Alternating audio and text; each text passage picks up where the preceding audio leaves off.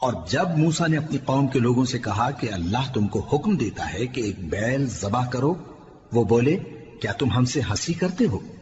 موسیٰ نے کہا کہ میں اللہ کی پناہ مانگتا ہوں کہ نادان بنوں۔ انہوں نے کہا کہ اپنے پروردگار سے التجا کیجئے کہ وہ ہمیں یہ بتائے کہ وہ بیل کس طرح کا ہو۔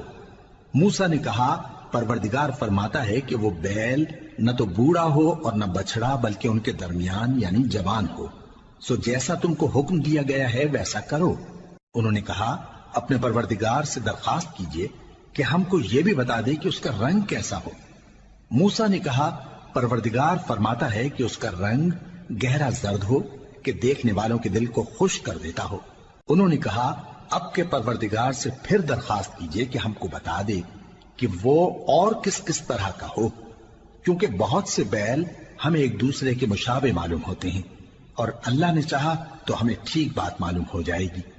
موسیٰ نے کہا کہ اللہ فرماتا ہے کہ وہ بیل کام میں لگا ہوا نہ ہو، نہ تو زمین جوتتا ہو اور نہ کھیتی کو پانی دیتا ہو، بے عیب ہو، اس میں کسی طرح کا داغ نہ ہو۔ کہنے لگے اب تم نے سب باتیں درست بتا دی۔ غرض بڑی مشکل سے انہوں نے اس بیل کو ذبح کیا، جبکہ وہ ایسا کرنے والے لگتے نہ تھے۔ اور جب تم نے ایک شخص کو قتل کیا تو اس میں باہم جھگڑنے لگے، حالانکہ جو بات تم چھپا رہے تھے اللہ اس کو ظاہر کرنے والا تھا۔ چنانچہ ہم نے کہا کہ اس بیل کا کوئی سا ٹکڑا مقتول کو مارو، اس طرح اللہ مردوں کو زندہ کرتا ہے اور تم کو اپنی قدرت کی نشانیاں دکھاتا ہے تاکہ تم سمجھو۔